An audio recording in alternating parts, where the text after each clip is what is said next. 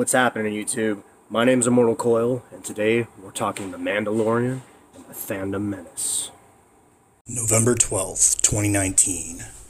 Disney Plus launches with its headline Star Wars series, The Mandalorian, instantly sending the Fandom Menace every channel with the ability to stream into speculation.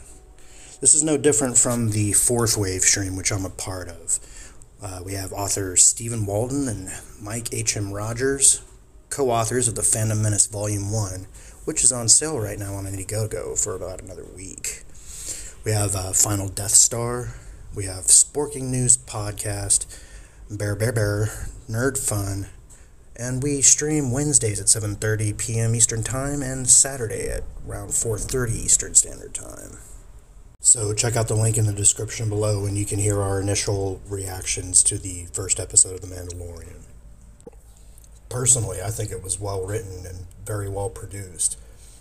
The 2 episodes I've personally seen have been very captivating and making me want to see what the fate of this little baby Yoda and the Mandalorian is going to end up being. And if I know David Filoni, this isn't going to be the entire show's arc. This is just like one little problem that he's going to have to deal with as things go. And then the ramifications of this baby Yoda is going to make itself apparent later on in the series. But what impact is this having on the Fandom Menace itself? The Fandom Menace more or less coalesced out of a group of channels that were dissatisfied with the direction that Disney Star Wars was heading in, as exemplified by The Last Jedi. Many of the socio-political issues that were infused into the storyline grinded against the enjoyment by the majority of the audience. Now, division in films is nothing new, but once the criticism was leveled or offered, the creative group at Disney Lucasfilm turned against the fans that were criticizing them, and instead of addressing the criticism point by point and explaining why they may have been misinterpreted, they immediately went on the attack. Man babies, white people, racists. Star Wars isn't for boomers, it's for children, space wizards, and so on and so forth. And in the interim, the Fandom Menace and similar aligned channels have only been referred to as a vocal minority in an effort to, very much as a politician would, minimize the damage created by voices of dissent from Disney's point of view. And while Disney was hesitant to directly address the criticisms, the impact of their choices was surely felt at the box office when Solo, a Star Wars story, failed to perform in expected ways. And then once again, instead of admitting its failures, Disney said, oh, well, the audience just has Star Wars fatigue. To which the Fandom Menace said, bullshit. We have bad writing fatigue.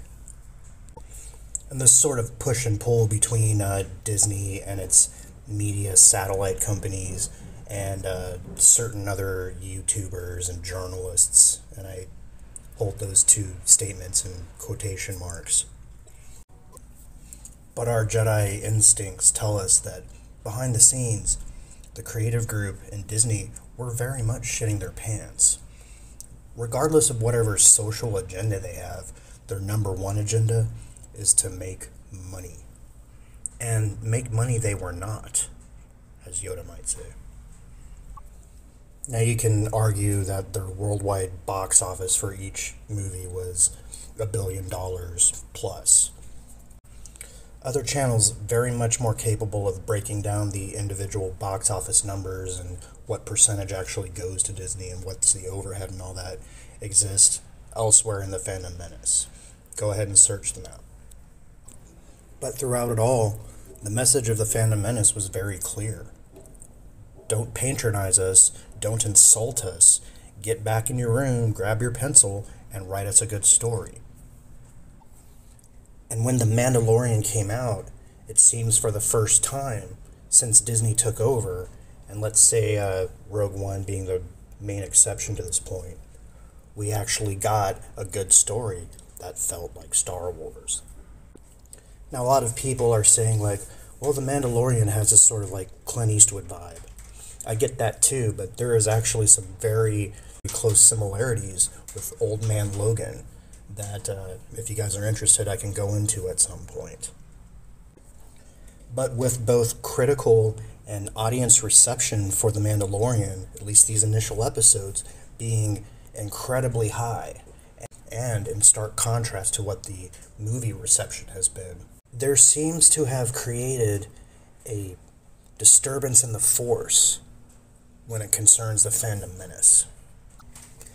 Now, I'm not here to point fingers or name names, but there are certain channels within the Fandom Menace whose main points are those of cynicism and negativity.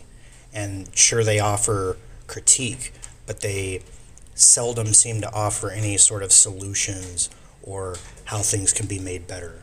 It's just an excuse to bitch, an avenue to bitch. And if enough people get traction, then you get paid and blah, blah, blah, blah, blah, blah, blah, blah. Now, I'm not saying this is everybody. That's actually the worst of us.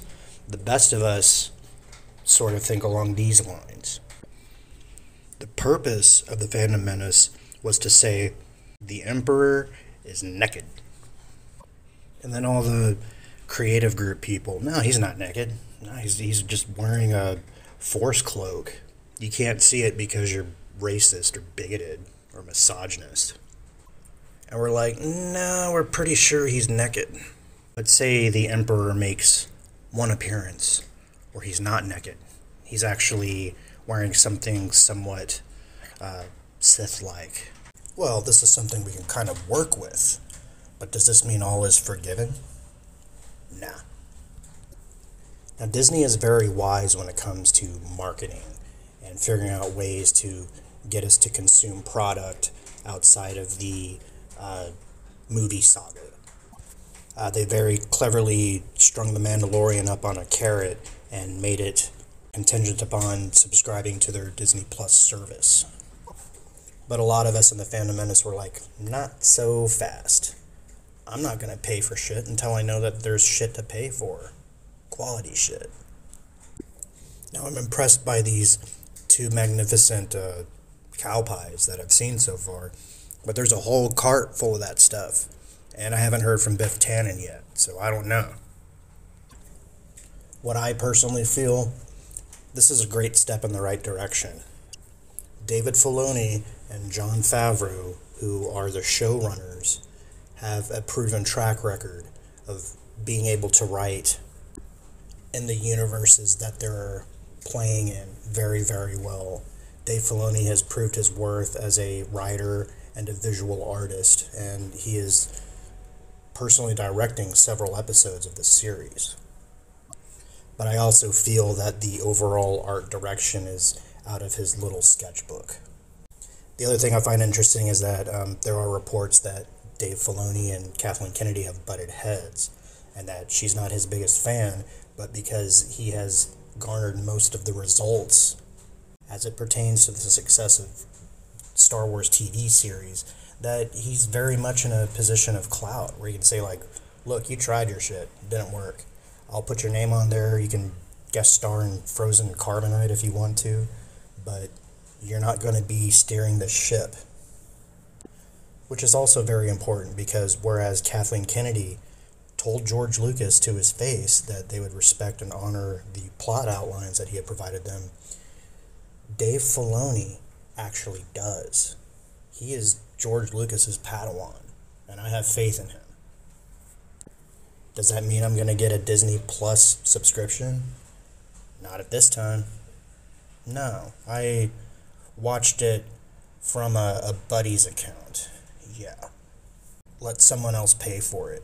I'm going to sit back and watch with a sort of detached interest to see exactly which way this is proceeding. If it is good, and I would also say if Obi-Wan, the series, follows in a similar fashion, I might consider getting a Disney Plus subscription, but not until then. Now also, if we're kind of like doing math and shaking around the abacus, Disney making X amount of money per month or per year versus buying a one-time ticket to The Rise of Skywalker, they're going to stand to make a lot more money off their TV and streaming service.